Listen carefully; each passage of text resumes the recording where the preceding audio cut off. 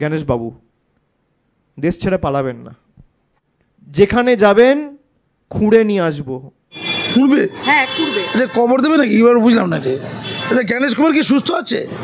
জ্ঞানেশ কুমারের কি আত্মমর্যাদা বলে কিছু আছে না? তিনি কি সন্ত্রাসবাদী? ও, তার নির্বাচন কমিশন হচ্ছে সন্ত্রাসবাদী। তাহলে আর ওসামা লাদেন সন্ত্রাসবাদী নেই তো? তার বাঁচা গেল বাবা, একটা মূল্য অন্তত বাঁচল।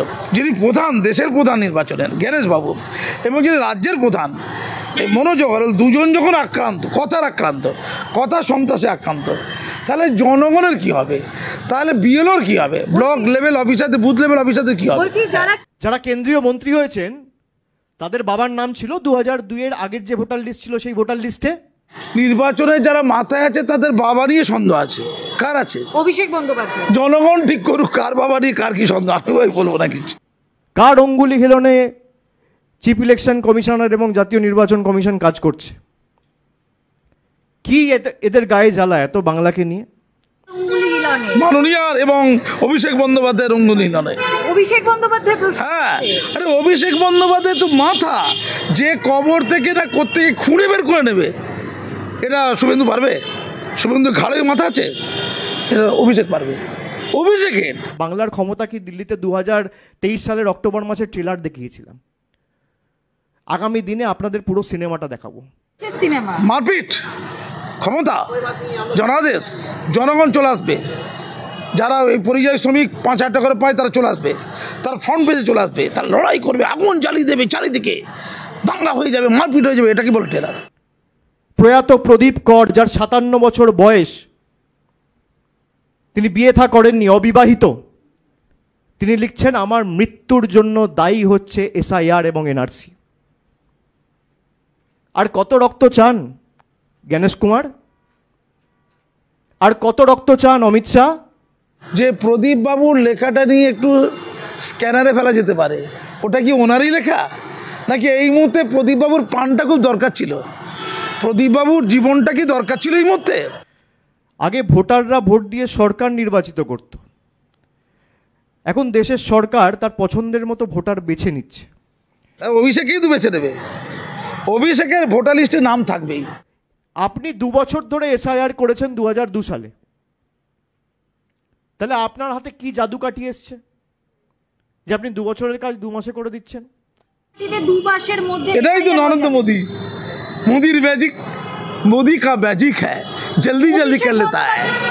অসীম পাত্র বলেছে যদি একটাও বৈধ ভোটার বাদ যায়, অসীম পাত্র কাকে ধরে মারবে? মানে মারা যায় না কাউকে, কাকে সহায়তা করতে পারে? নির্বাচন কমিশনকে। ও বলেছে ধনিয়াকারীতে যত বিজেপি আছে সবাইকে মেরে বের করে দেবে। শুধু অসীম পাত্রকে না, একাধিক লোক বলছে, একাধিক মেরে দেবো কেটে দাও। ভারতের সংবিধান ভারতের নির্বাচন কমিশনকে বলেছে যে তোমরা স্বচ্ছভাবে ভোট প্রক্রিয়া সম্পন্ন করো।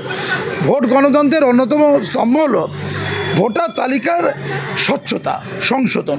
তো ভোটার তালিকার স্বচ্ছতা সংশোধনের জন্য নির্বাচন কমিশন 2002 সালের পরে আর একটা সংশোধনী আনছে, পরিবর্তন, সংযোজন, বিয়োজন, এটার জন্য SIR।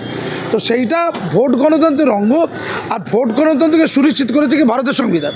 তাহলে যে এই কাজটা করবে, তো আমি পরিষ্কার করে বলছি, তাই যদি হয়, তাহলে যদি জ্ঞানেশজি, ও মাননীয় জ্ঞানেশজি, যদি কোনো পদক্ষেপ নিতে না পারেন, তাহলে এই নির্বাচন করেই লাভ কি? যেখানে যিনি প্রধান, দেশের প্রধান নির্বাচনের জ্ঞানেশবাবু, এবং যিনি রাজ্যের প্রধান এই মনোজ অগ্রওয়াল, দুজন যখন আক্রান্ত, কথা সন্ত্রাসে আক্রান্ত, তাহলে জনগণের কি হবে? তাহলে বিএলওর কি হবে? ব্লক লেভেল অফিসারদের, বুথ লেভেল অফিসারদের কি হবে? এখানে SIR হবে কি না কে ঠিক করবে? মাননীয় ঠিক করবে, অভিষেক ঠিক করবে, এবং তার দলবল, তার সেনাবাহিনী কারা আছে? যারা পরিযায়ী শ্রমিক হয়ে পশ্চিমবঙ্গে এসেছে, মাননীয় বলে দিয়েছে 5,000 টাকা করে তাদের দেওয়া হবে। কতদিন দেওয়া হবে? 26-এ ইলেকশন পর্যন্ত দেওয়া হবে। তারা বসে আছে, তাদেরকে দাঙ্গা হাঙ্গামা করতে কাজে লাগাতে হবে। দাঙ্গা হাঙ্গামা করবে না, তারা তো ফ্রিতে টাকা পাচ্ছে। তিলোত্তমা মারা গেলে দুঃখ হয় না, কামদনি মারা গেলে দুঃখ হয় না, হাঁসকালি ধর্ষিত হয়ে মারা গেলে দুঃখ হয় না, কারণ বকটুই মারা গেলে দুঃখ হয় না, কারণ ওটা সরকারের অনুকূলে নয়। অর্থাৎ মৃত্যু আগে না সরকারের আনুকূল্য আগে, কিন্তু প্রদীপের মরে যাওয়াটার সাথে সরকারের আনুকূল্যতা আছে, সরকারের লাভ আছে, তাই ওইটা ইস্যু, বাকিটা ইস্যু না। আচ্ছা, প্রদীপের ওই লেখাটা কি সঠিক? প্রদীপ এত ভয় পেয়ে গেল? রিপোর্টের আগেই মুখ্যমন্ত্রী মন্তব্য করে দিয়েছে। সবে তো পার্কস্ট্রিটে ও মেয়েটি কি চরিত্রবান না চরিত্রহীন, কে ঠিক করেছিল? কামদুনিতে কে সন্ত্রাসবাদী ওই কি মাওবাদী, কে ঠিক করেছিল? সারের দাম যখন বলেছিল শিলাদিত্য, সে মাওবাদী কে ঠিক করে দিয়েছিল? মাননীয়ার অনেক ক্ষমতা, মাননীয়ার সাথে পাঙ্গা লড়বে না, কিন্তু ওটা কি সাবধানে থাকবে একদম। এবার আমার বক্তব্য হচ্ছে যে প্রদীপ বাবুর লেখাটা নিয়ে একটু স্ক্যানারে ফেলা যেতে পারে। ওটা কি ওনারই লেখা, নাকি এই মুহূর্তে প্রদীপবাবুর প্রাণটা খুব দরকার ছিল, প্রদীপবাবুর জীবনটা কি দরকার? আমার এটা নিয়ে রীতিমতো তদন্তের প্রয়োজন আছে বলে মনে করছি। আর প্রদীপবাবু যদি এই কারণে ভয় পেয়ে মারা যায়, তাহলে পশ্চিমবঙ্গে প্রত্যেকটা মতুয়া, প্রত্যেকটা নবশূদ্র আর প্রত্যেকটা মুসলমানের সুইসাইড করে দেওয়া উচিত প্রদীপবাবুর মতো। সবাই তো বার হয়ে যাবে তাহলে। শুভেন্দু দিকের খবর কি? তার বিরুদ্ধে অনেক এফআইআর হচ্ছে, তো দায়িত্ব সহকারে চারিদিকে এফআইআর হচ্ছে না? এফআইআরটা পাগলামি জায়গায় চলে গেছে। এই পয়সা দিচ্ছে এফআইআর করে দিত, এফআইআর হয়ে গেল। আবার এই পয়সা দিচ্ছে এফআইআরটা কেটে দিত, কেটে গেল, ছেলে গেল, হচ্ছে খেলা, এফআইআর খেলা, এগিয়ে এফআইআর। মৃত ভোটার কেন যাবে? তারা আত্মা হয়ে বেঁচে থাকবে, ভূত হয়ে ভোট দেবে। তারপরে যদি মনে হয় ওই অবৈধ ভোটার কেন চলে যাবে? আমি সুপার নিউমারির পোস্ট করে অবৈধদের রাখতে চেয়েছিলাম। আমি 26,000-এর মধ্যে কাদের ভালোবেসেছি? আমি যারা কাঁকর তাদের ভালোবেসেছি, যারা অবৈধ, যারা দুর্নীতিগ্রস্ত, যেমন 34 বছর ধরে বামেরা দুর্নীতি করেছে, তাদের কাউকে জেলে ঢুকিয়েছে? আমি অবৈধদের, দুর্নীতিগ্রস্তদের খুব ভালোবাসি। তাই আমি এই যারা অবৈধ ভোটার তাদের প্রতি অসম্ভব পেন।